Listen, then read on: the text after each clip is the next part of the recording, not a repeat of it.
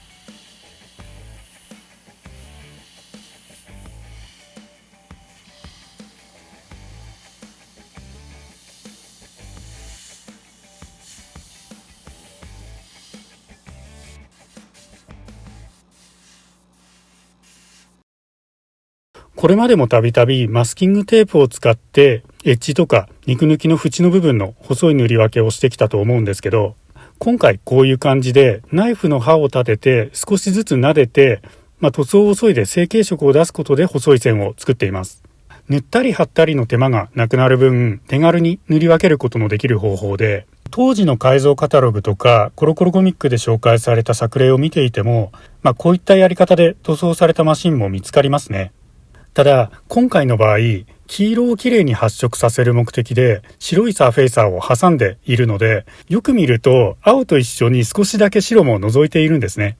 こういうこともあるので、本当は目立たない色のサーフェイサーを選ぶか、そもそもサーフェイサーを使わない方が綺麗に塗り分けできると思います。幸い黄色と白だとあまり目立たないので、今回は気にせずに進めています。ちなみにこれを応用したのが、以前コミュニティのページで紹介したナックルブレイカーですね。同じ方法で成型色の白を出しておいて、そこへ水性塗料の黄色とオレンジで筆塗りしたもので、成型色の薄いマシンならこういうこともできますっていう、一つの、そういう例ですね。今回は角を全部削ぐのではなくって、ボディの中央付近と縦のラインが強調されるような箇所に行っています。今でも健在な技だと思うので、特にテープの切り張りが面倒とか、そういう時にもおすすめですね。で、この後の作業に備えて軽くクリアを吹いて表面を保護していますね。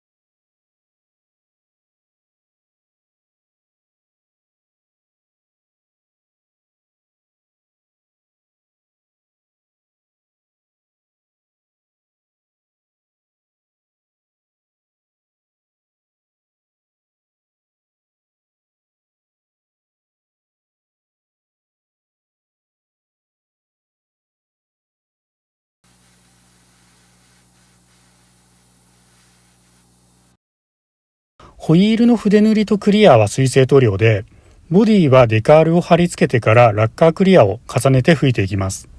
このストームクルーザーが発売された頃のエアロミニ四駆シリーズ中盤以降になると、もうマシン別のドレスアップステッカーが作られていなかったので、マーキングに変化を出そうと思ったら一工夫必要になった時代だったと思うんですね。この頃は僕もエアブラシを持っていなくて、せいぜい缶スプレーの1色か2色程度で、今のような塗り分けるっていう選択肢よりも、いかに自然な肉抜きを追加していくかとか、何のステッカーを流用するかみたいに、塗装面を減らすっていう考えで作っていた時期だった気がしますね。もっともストームクルーザーの場合、元になったシャイニングスコーピオンがあるので、ステッカーの選択肢が多い分飾りやすい方だったと思います。